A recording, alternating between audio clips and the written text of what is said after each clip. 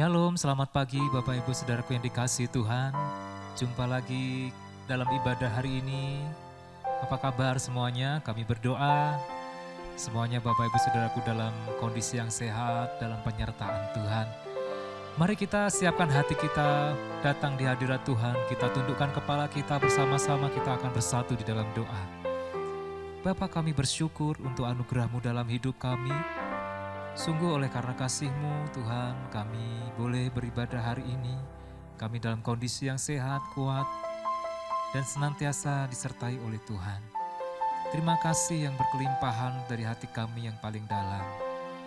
Ya Bapa, kiranya Tuhan memberkati setiap kami dalam ibadah kami hari ini. Dalam pujian penyembahan kami kepadamu, biarlah hadirat-Mu menjamah setiap kami Tuhan. Terima kasih kami mau datang kepadamu dengan segenap kerinduan. Di dalam nama Tuhan Yesus Kristus kami berdoa. Haleluya. Amin. Seperti rusa, rindu sungai-Mu ya Tuhan. Demikianlah hati kami merindukan Engkau.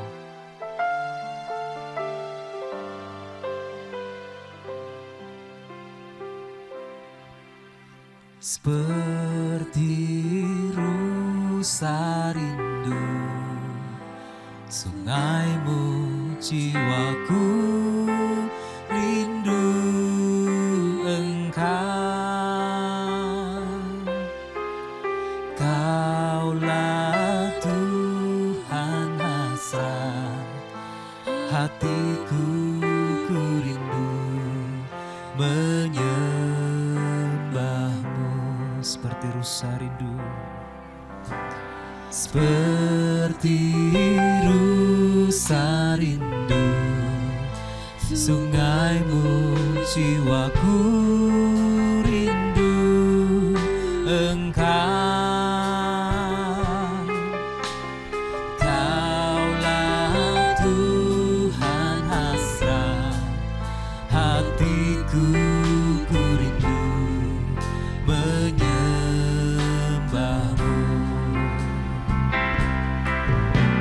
Engkau kekuatan dan perisaiku, kepadamu rohku berserah. Kaulah Tuhan hasrat hatiku, ku rindu menyembah-Mu.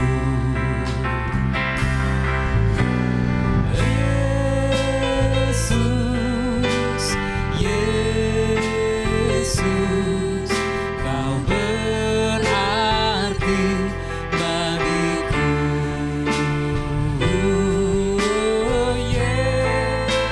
Yesus, Yesus, Kau segalanya bagi. Yesus, Yesus, Yesus, Yesus, Kau berarti bagiku. Oh Yesus, Yesus, Kau segalanya bagiku.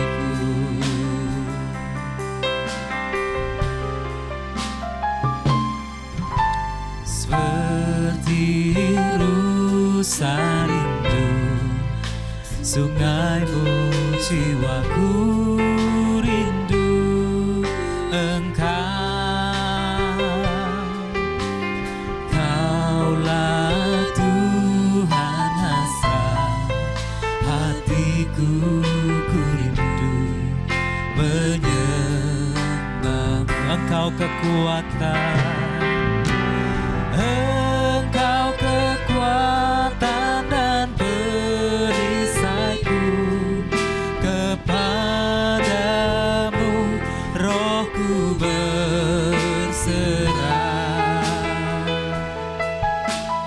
Kaulah Tuhan hasrat hatiku, ku rindu menyembah.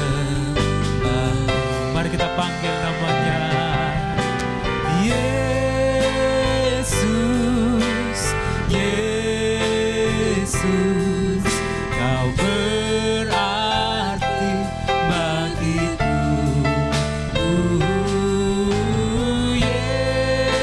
Yesus, Yesus, Kau segalanya. Panggil namanya Yesus. Yesus, Yesus, Kau berarti bagiku. Yesus, Yesus, Kau segalanya bagi. Kau segalanya, Kau segalanya bagiku. Kau segalanya bagiku.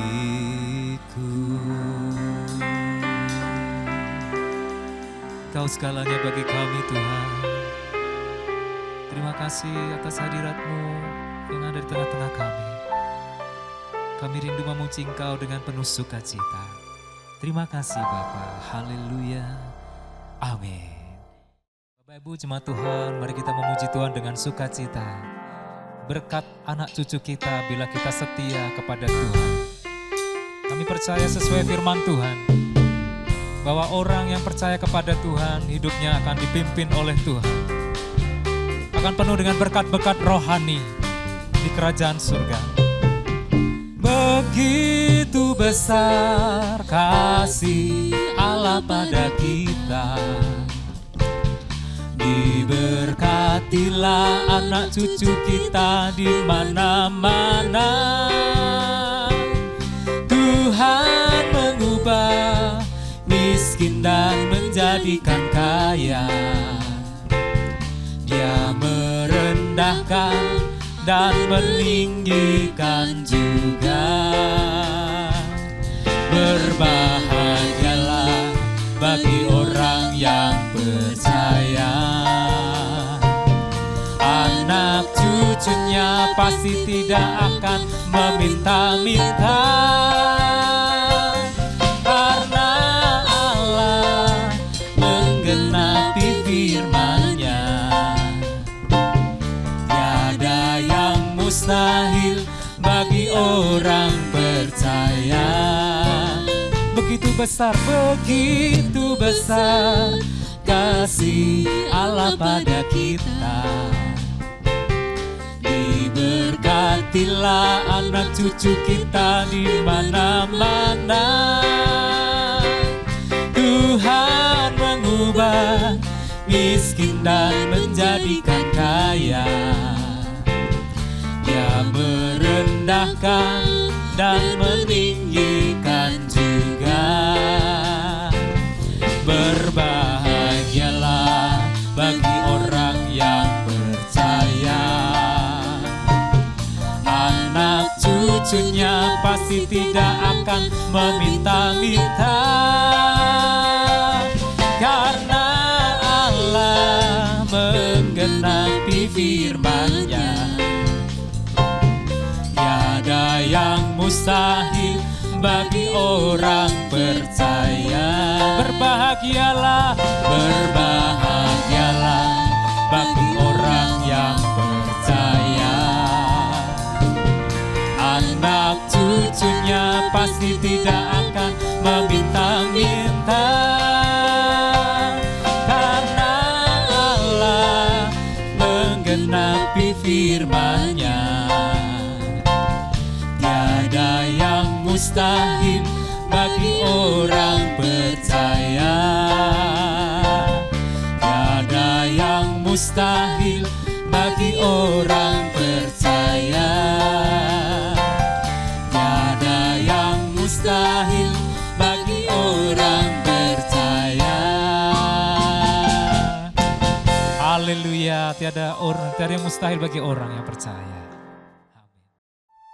Dengan darah Tuhan kita sudah ditebus. Dengan kasih-Nya kita diselamatkan. Bapak Ibu Saudaraku, mari kita siapkan hati kita untuk ditaburi benih firman Tuhan dan menerima tubuh dan darah Yesus.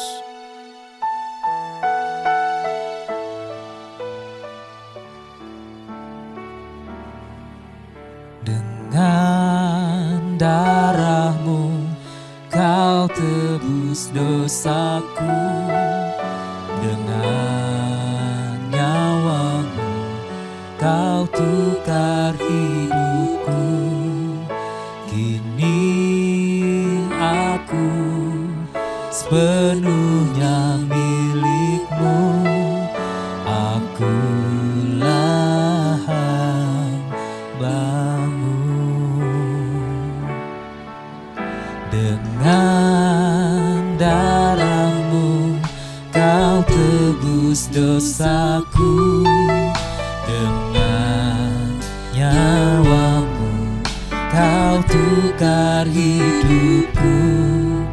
Kini aku sepenuhnya milik-Mu. Akulah hamba-Mu.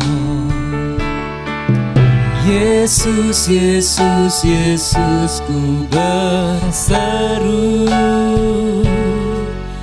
Yesus, Yesus, dipanggil nama-Mu. Pengabdianku hanya pada-Mu. Yesus, Yesus, Engkaulah Rajaku. Yesus, Yesus, Yesus, ku berseru. Yesus, Yesus, ku panggil nama-Mu. Pengabdianku hanya pada-Mu. Yesus, Yesus, Engkaulah Rajaku. Kita panggil namanya. Yesus, Yesus, Yesus, ku berseru. Yesus, Yesus, ku panggil nama-Mu.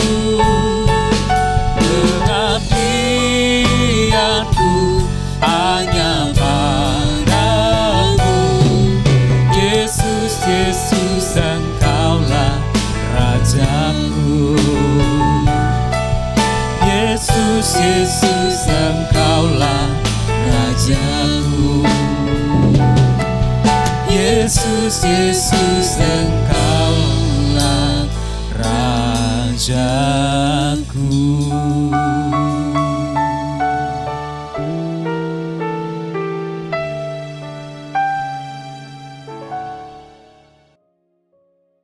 Mari kita bersama-sama tundukkan kepala kita. Kita berdoa, kita mempersiapkan hati kita untuk menerima taburan benih firman Tuhan. Bapa kami yang di surga, kami mengucap syukur, kami berterima kasih untuk kesempatan yang indah yang Engkau berikan kepada kami, di mana kami boleh beribadah. Kami boleh memuji-muji, mengagungkan nama-Mu. Kami berterima kasih dalam tubuh yang sehat ini kami boleh memuliakan Engkau. Biarlah ibadah kami boleh menyenangkan hati-Mu. Dan kalau sebentar kami mau mendengarkan firman-Mu, biarlah Engkau memberkati pemberitaan firman-Mu. Urapi hamba-Mu, pakai lidah bibir hamba-Mu, untuk boleh menjadi saluran berkat bagi setiap kami. Terpujilah nama-Mu Bapa, di dalam nama Tuhan Yesus Kristus kami mengucap syukur, kami berdoa. Amin. Shalom. Selamat pagi Bapak Ibu Saudaraku sekalian. Tuhan Yesus bersabda, berbahagialah orang yang membawa damai, karena mereka akan disebut anak-anak Allah.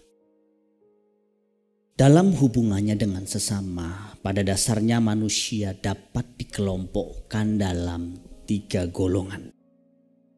Golongan pertama adalah orang yang gemar membuat keributan.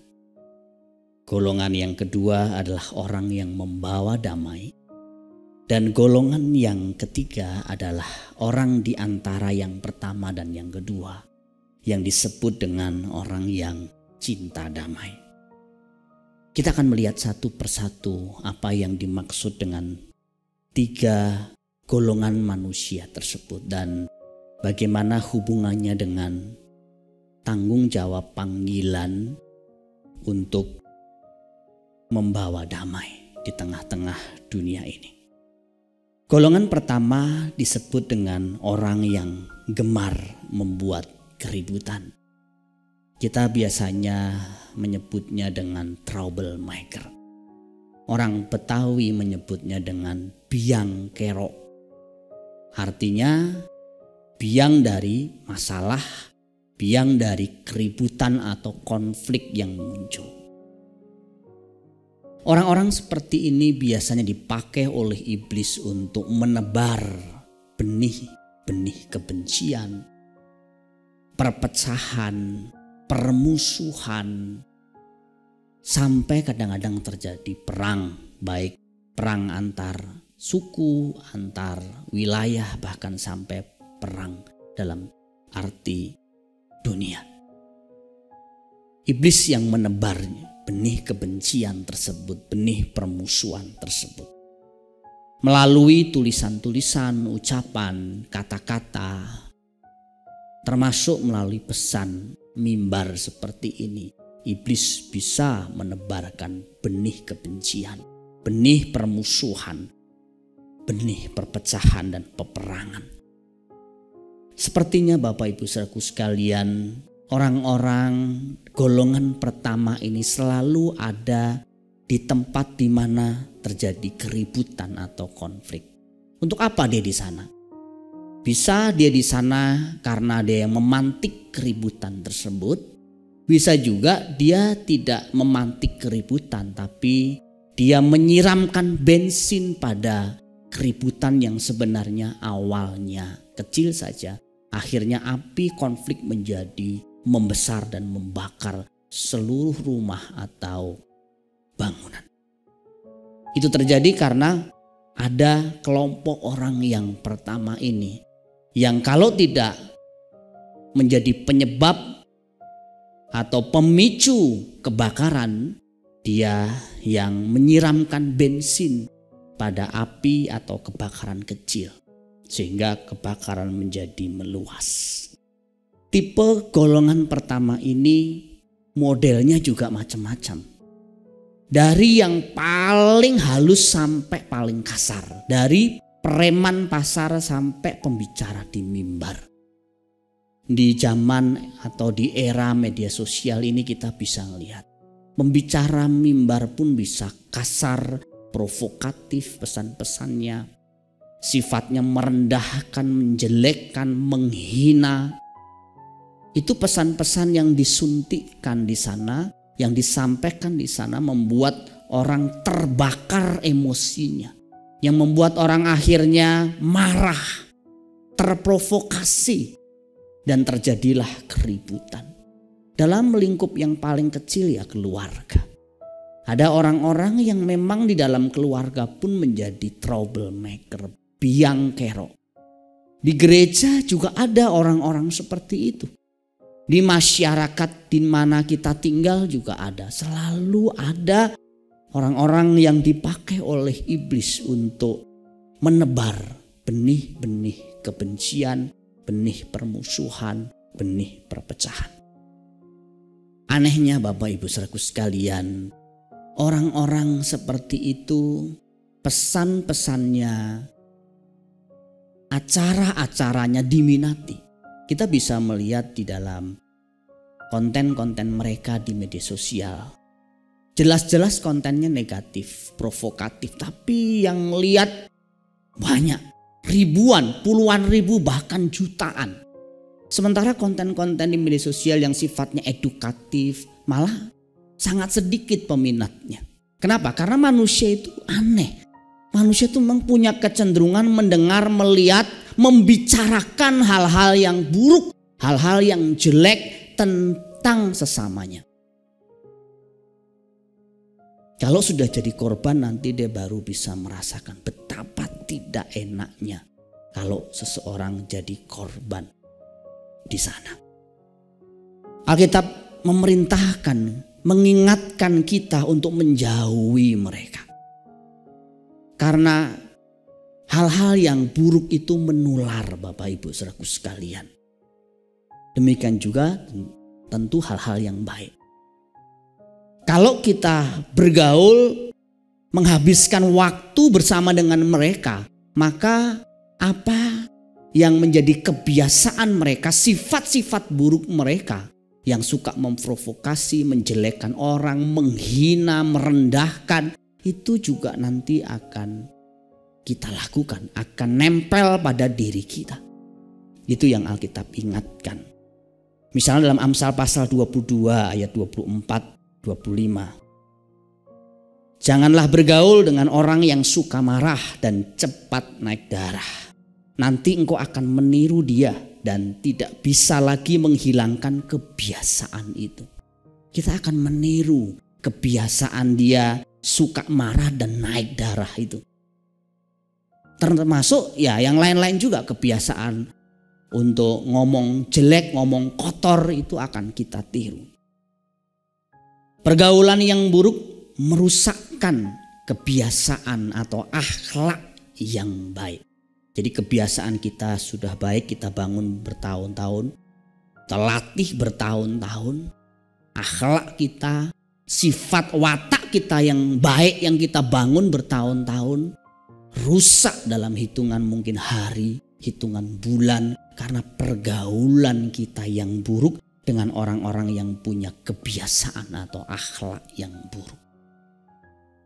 Mengapa bisa begitu, Bapak Ibu Saudaraku sekalian? Mengapa ada orang-orang yang ucapannya, kata-katanya, tulisannya itu provokatif? Menebar kebencian, suka menghina, menjelekkan orang. Karena menurut Alkitab, hatinya lah yang menjadi masalah. Dan itu kita bahas dalam pembahasan kita di khotbah-khotbah yang lalu. Bahwa hati itu sumber. Kalau hatinya kotor, maka kotor yang keluar dari mulutnya. Kalau hatinya bersih, maka bersih yang keluar dari mulutnya. Sebab dari hati timbul pikiran-pikiran jahat yang menyebabkan orang membunuh, baik membunuh secara fisik, juga membunuh secara karakter, merusak nama baik orang, berzina, berbuat cabul, mencuri, memberi kesaksian palsu, dan memfitnah. Itu dasarnya, akarnya adalah hati yang kotor, hati yang tidak bersih.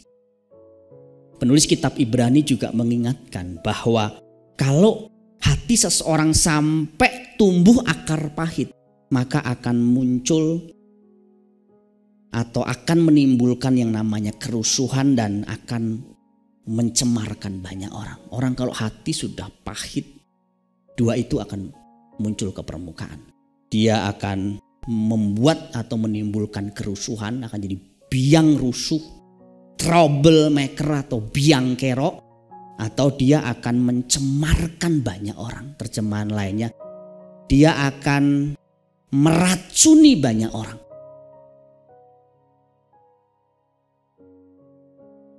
Itulah alasannya mengapa letak ayat orang yang membawa damai dalam ayat 9 ini posisinya ditempatkan setelah pembahasan orang yang suci hatinya. Saya kira ini alasan utamanya. Karena orang itu bisa muncul banyak masalah dalam sebuah hubungan.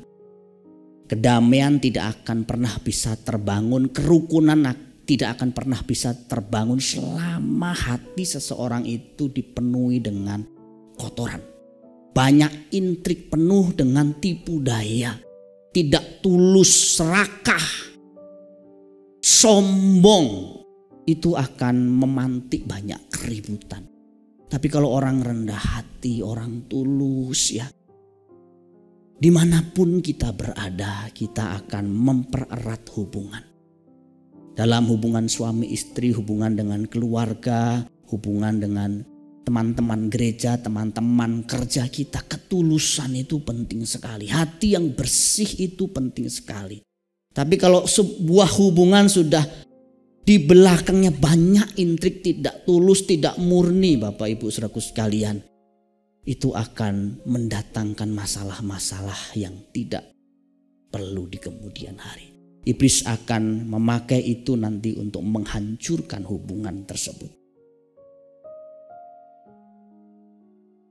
Kelompok yang atau golongan yang kedua adalah orang yang membawa damai. Ini adalah kebalikan dari golongan yang pertama tadi.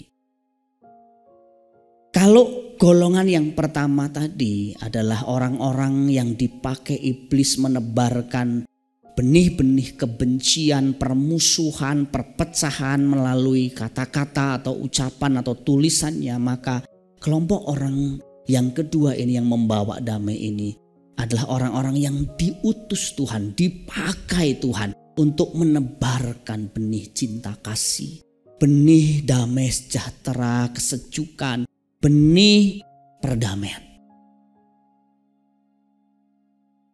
Jadi kita bersyukur ada orang-orang yang dipakai Tuhan untuk menaburkan benih kebaikan, benih cinta kasih, benih kesejukan. Dan saya berdoa saudara dan saya juga dipakai Tuhan. Bukan dipakai oleh setan, bukan dipakai oleh iblis, tapi dipakai oleh Tuhan untuk menaburkan benih kebaikan, benih cinta kasih, benih kesejukan lewat kata-kata kita, lewat ucapan kita. Ucapan kita, kata-kata kita mendatangkan damai sejahtera, mendatangkan kesejukan, membangun iman, menguatkan orang-orang yang salah jalan. Bukan sebaliknya, orang yang sudah bagus, orang yang sudah cinta Tuhan, lewat kata-kata kita akhirnya murtad dan meninggalkan Tuhan. Semoga kita adalah orang-orang yang dipakai Tuhan, menaburkan benih kasih, bukan dipakai oleh setan, menaburkan benih kebencian. Kalau kita membaca Alkitab seperti pesan Rasul Yohanes, setidaknya ada dua ciri yang membedakan anak-anak Allah dengan anak-anak iblis. Ciri yang pertama, anak-anak Allah adalah orang-orang yang tidak lagi terus hidup di dalam dosa. Bisa jatuh dalam dosa, tapi dia tidak mau terus-menerus hidup di dalam dosa. Ciri yang kedua dari anak-anak Allah adalah dia mengasihi sesamanya, tidak pernah membenci atau mendendam. Tergantung apa yang termanifestasi dalam hidup kita. Apakah kita orang yang disebut sebagai anak-anak Allah yang mau meninggalkan dosa-dosa kita dan mau mengasihi sesama kita, saudara kita, atau sebaliknya kita sengaja terus-menerus tinggal dalam dosa, berbuat dosa dan bahkan membenci sesama kita. Apakah kita anak-anak Allah atau anak-anak iblis, sebenarnya akan kelihatan dari buahnya. Tugas atau tanggung jawab untuk membawa damai ini adalah tanggung jawab yang mulia dan ilahi. Kenapa disebut mulia dan ilahi? Karena ini dilakukan oleh Tuhan Yesus Kristus. Bagaimana Tuhan Yesus Kristus melakukan tugas ini dengan pengorbanannya di kayu salib. Dia mendamaikan manusia dengan Allah melalui dirinya. Ketika kita mau menjadi orang yang membawa damai, berarti kita mau mengikuti teladan Tuhan kita Yesus Kristus. Memang Alkitab juga mengatakan barang siapa mengatakan bahwa ia ada dalam Dia, ada dalam Kristus, ia wajib hidup sama seperti Kristus telah hidup. Jadi kalau kita mengaku kita orang Kristen, ya kita harusnya melakukan peran ini. Menjadi orang yang membawa damai.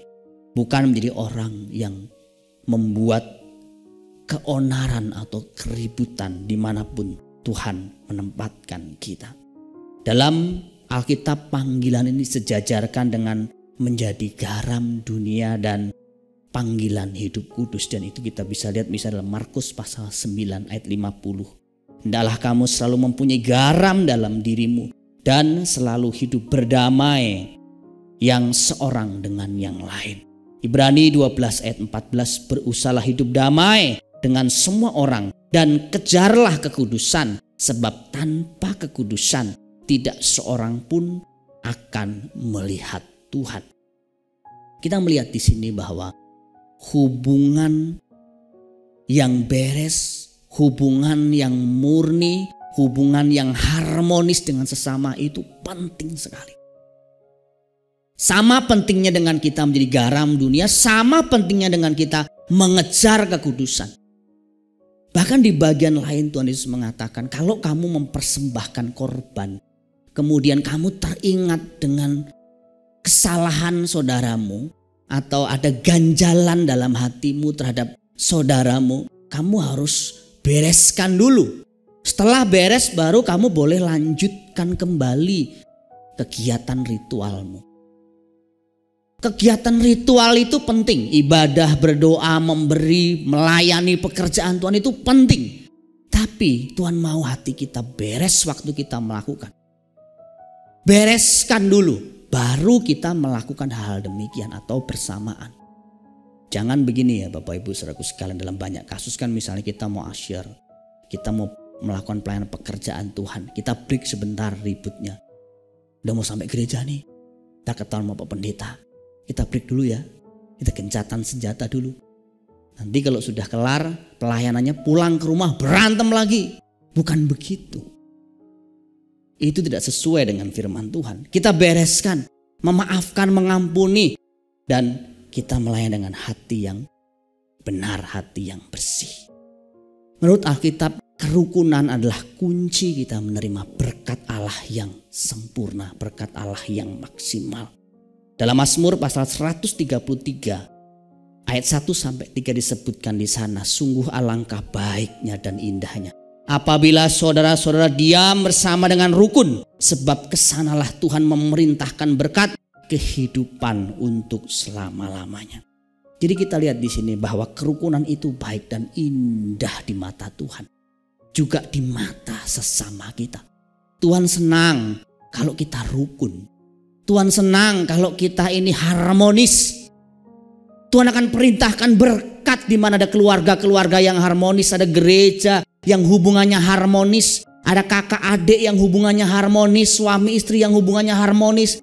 Tuhan akan perintahkan berkat ke sana. Sebaliknya, kalau berantem ya suami istri berantem, kakak adik berantem, di gereja berantem, di tempat kerja berantem, Tuhan mau berkati juga gak jadi. Kalau saya lihat anak saya ya, misalnya Theo sama Daryl waktu kecil rukun gitu, rasanya tuh pengen beliin sesuatu, pengen kasih hadiah. Ini saya sebagai orang tua yang banyak kekurangan, apalagi Bapak kita di surga. Kalau dia ngelihat anak-anaknya rukun, suami istri rukun, di gereja rukun, di masyarakat rukun, waduh, pasti juga Bapak kita di surga akan siapkan bingkisan khusus, hadiah khusus buat orang-orang yang hidup rukun. Bahkan Tuhan Yesus mengatakan bahwa dunia, orang-orang di sekitar kita akan tahu kita ini murid-muridnya atau bukan kalau kita saling mengasihi. Kalau kita nggak saling mengasihi ya jelas kita akan kelihatan bukan murid Kristus. Tapi kalau kita saling mengasihi, kata Tuhan, dunia akan tahu bahwa kalian adalah murid-muridku.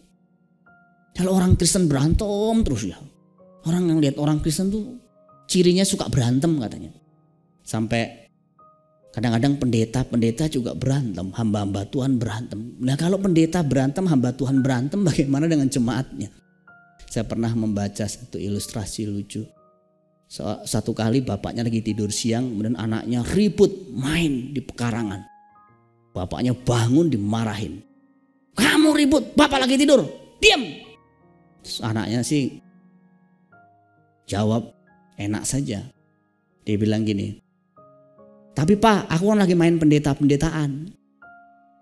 Ini nyindir, karena ada pendeta-pendeta juga berantem. Gereja-gereja para pengurus berantem. Banyak berantemnya daripada melayani bersamanya. Tuhan gak bisa kirim berkat begitu, Bapak Ibu saudaraku sekalian. Dan kedua, di sana dikatakan hidup bersama dengan rukun, dengan damai. Karena memang ada orang hidup bareng, satu rumah, satu gereja, satu kompleks, gak rukun. Bahkan satu ranjang, satu kasur, tapi gak rukun suami istri. Ada. Tapi kalau ada kerukunan di sana, Tuhan akan perintahkan berkat. Saudara mau diberkati atau saudara mau menolak berkat, itu sebenarnya tergantung saudara. Karena Tuhan akan memerintahkan berkat di mana ada kerukunan, di mana ada kedamaian, di mana ada saling mengasihi satu sama lain. Kiranya firman Tuhan ini boleh memberkati kita sekalian. Amin. Mari kita tunduk kepala sama-sama, kita berdoa dan sekaligus kita mempersiapkan hati kita untuk menerima sakramen perjamuan kudus. Bapa kami yang di surga, kami mengucap syukur, kami berterima kasih. Kami diingatkan betapa kami rindu hati kami senantiasa dibersihkan, supaya yang keluar dari hati kami lewat perkataan kami adalah kata-kata yang baik, yang membangun, yang menyatukan, menyejukkan, yang membawa orang-orang kembali kepada Tuhan, yang membawa orang-orang menjadi orang-orang yang mengasihi Tuhan dan sesamanya. Ampuni kami kalau dalam perjalanan waktu kami banyak justru membuka celah, dipakai oleh kuasa kegelapan untuk menaburkan benih kebencian, permusuhan, dan perpecahan.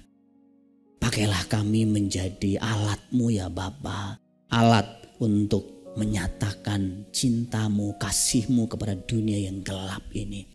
Biarlah melalui hidup kami orang bisa melihat Kristus, melihat Allah hadir di dalam kehidupan kami. Terpujilah nama-Mu. Berkati juga roti dan anggur yang sudah kami persiapkan menjadi alat sakramen.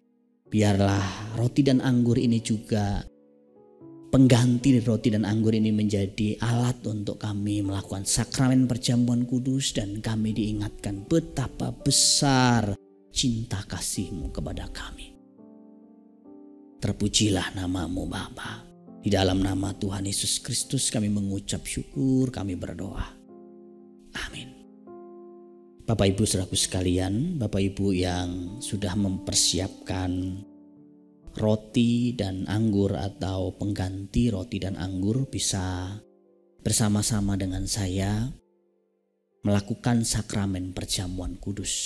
Bapak Ibu tahu syarat perjamuan kudus adalah kita mengakui darah dan tubuh Tuhan.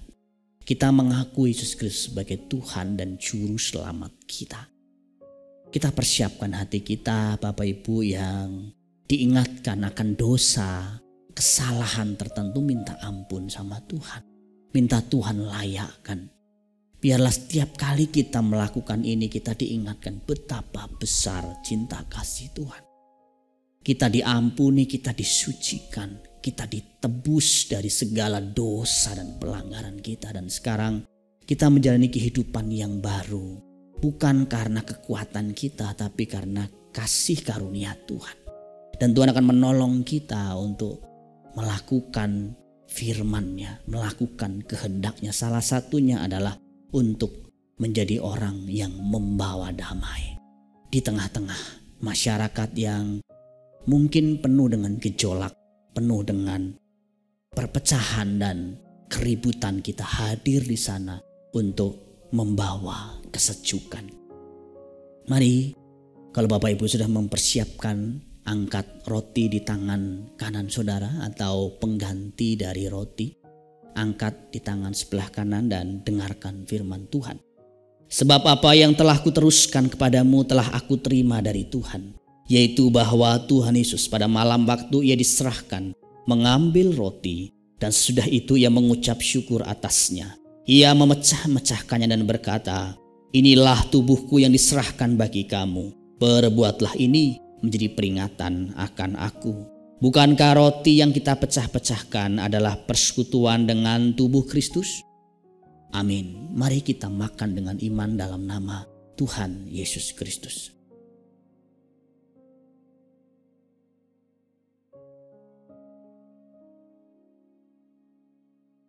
Haleluya. Sekarang pindahkan cawan ke tangan sebelah kanan saudara dan dengarkan firman Tuhan. Demikian juga ia mengambil cawan sesudah makan lalu berkata, "Cawan ini adalah perjanjian baru yang dimeteraikan oleh darahku. Perbuatlah ini setiap kali kamu meminumnya menjadi peringatan akan aku. Sebab setiap kali kamu makan roti ini dan minum cawan ini, kamu memberitakan kematian Tuhan sampai ia datang."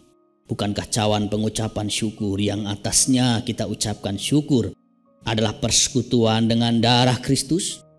Amin. Mari kita minum dengan iman dalam nama Tuhan Yesus Kristus.